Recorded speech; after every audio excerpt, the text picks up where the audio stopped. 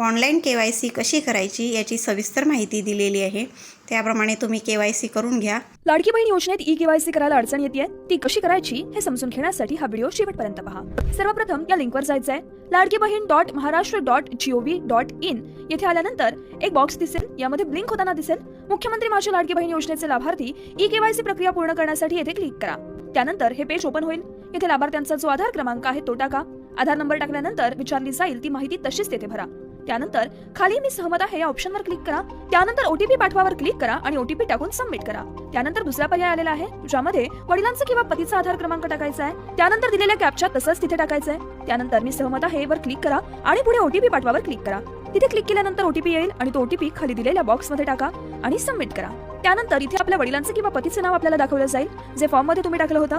त्यानंतर जात प्रवर्ग विचारला जाईल, तो निवडा. त्यानंतर हा प्रश्न आहे तो व्यवस्थित समजून घ्या. त्या प्रश्नाप्रमाणे योग्य उत्तर निवडा. त्यानंतर पुढचा प्रश्न आहे, योग्य उत्तर निवडा.